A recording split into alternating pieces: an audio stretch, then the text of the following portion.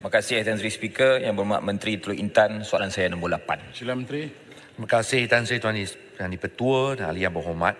Kerajaan amat mengalu-alukan konsep pembinaan secara kaedah bina dan kemudian jual, build up then sell, bagi pemajuan perumahan swasta melalui Dasar Perumahan Negara tahun 2018 hingga 2025. Kementerian KPKT telah menggariskan pelan tindakan bagi memastikan peralihan daripada jual kemudian bina kepada bina kemudian jual dilaksanakan secara berperingkat. Walau bagaimanapun, usaha ini telah mengalami kelewatan akibat daripada wabak COVID-19 dan kini menunggu masa yang sesuai sehingga ekonomi negara dipulih sepenuhnya. Untuk makluman Ahli Yang Berhormat, kerajaan melalui Dasar Rumah Perumahan Negara menggalakkan konsep pembinaan secara bina kemudian jual dengan nisbah 10% 90%. Bagi pemajuan perumahan swasta melalui kaedah pembinaan BKJ ini, pemaju akan menekan 10% wang pendahuluan daripada harga jualan kepada pembeli, manakala baki 90% akan dikenakan setelah rumah tersebut siap dengan sijil perakuan siap dan pematuhan CCC serta penyerahan pemilikan kosong vacant possession dengan izin. Bagi pelaksanaan kaedah ini, Akta Pemajuan Perumahan Kawalan dan Pelesenan tahun 1966, Akta 118 dan peraturan-peraturan telah memperuntukkan jadual I dan jadual J, iaitu perjanjian jual beli bagi pembinaan pemajuan perumahan secara bina kemudian jual dengan nisbah 10% dan 90%. Oleh kerana konsep BKJ ini memerlukan pemaju mempunyai keupayaan kewangan yang kukuh bagi melaksanakan projek. Pada masa ini, kerajaan hanya menggalakkan sebagai satu option pemaju yang bersedia untuk melaksanakan konsep BKJ secara sukarela. Bagi menggalakkan pemaju perumahan melaksanakan konsep bina kemudian jual, beberapa kemudahan dan insentif telah disediakan oleh kerajaan sama ada peringkat persekutuan maupun peringkat negeri. Dalam merealisasikan hasrat ini, bermula pada tahun 2019, KPKT telah melaksanakan kajian dan pindaan terhadap Akta Pemajuan Perumahan, Kawalan dan Pelesenan tahun 1966. Dalam kajian ini juga, KPKT bercadang untuk menambah baik dan memperincikan projek terbengkalai.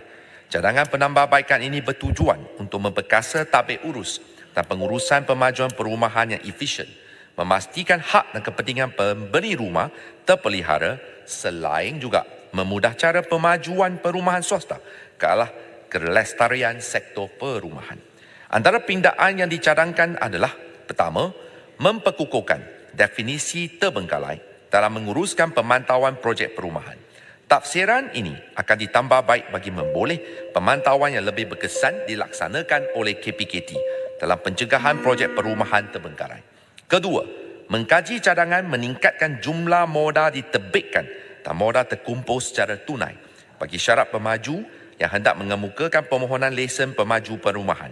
Peningkatan jumlah modal ini dapat memastikan pemaju yang mempunyai kedudukan kewangan yang kukuh dan rekod pelaksanaan penyempurnaan projek yang baik sahaja dapat menjadi pemain industri.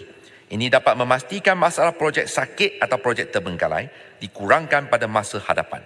Ketiga, menyenarai hitam nama pengarah syarikat yang menyebabkan projek-projek terbengkalai dan projek sakit. Selain itu, pemaju yang gagah membayar kompaun, Inka Award Tribunal pemberi rumah dan juga melaksanakan pemajuan perumahan tanpa lesen juga akan disenarai hitam dan tidak boleh memohon lesen pemajuan perumahan serta permit iklan dan jualan. Dan yang keempat, terakhir, memperkenalkan kontrak option to purchase, pra perjanjian jual beli dengan syarat yang terperinci. Kontrak option ini menyediakan ruang keluar di pihak pemaju dan juga pembeli rumah dan tidak melibatkan implikasi kewangan yang tinggi sekiranya pemajuan perumahan tersebut tidak dapat diteruskan disebabkan pemaju gagah mendapat jumlah jualan yang disasarkan di dalam satu tempoh masa.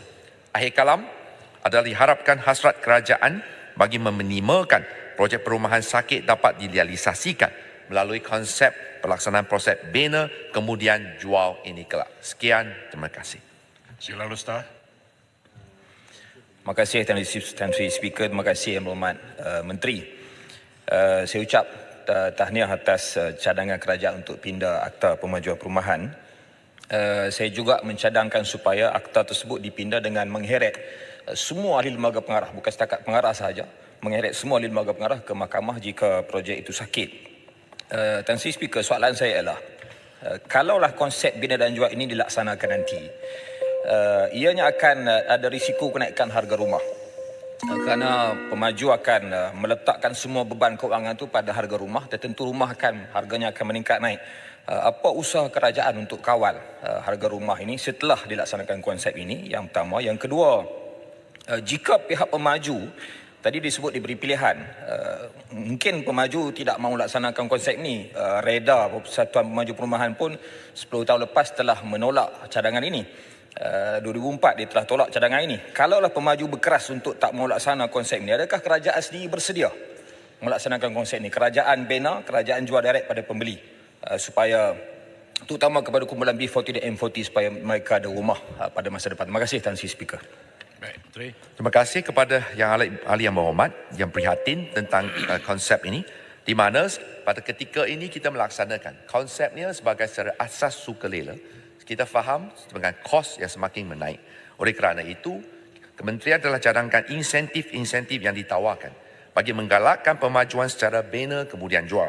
Antaranya, pertama, mengecualikan syarat pembayaran deposit bagi lesen pemajuan perumahan dan juga bank garanti. Kedua, keutamaan fast lane bagi semua urusan yang melibatkan pemajuan seperti tukar syarat tanah, pecah sempadan, kelulusan plan susun atur, plan bangunan dan juga kelulusan daripada jabatan-jabatan teknikal. Ketiga, pertimbangan untuk mengecualikan daripada development charge supaya pemaju yang membangun dan kemudian jual diberikan insentif sebagai galakan. Kita memang dari segi projek-projek kerajaan, dari segi social housing arm dengan izin KPKT, kita mempunyai projek perumahan rakyat yang memang sudah siap, baru kita aturkan kepada pembeli supaya pembeli rumah yang bernasib baik mendapat PPR tidak ada risiko projek sakit ataupun terbengkalai. Sekian, terima kasih.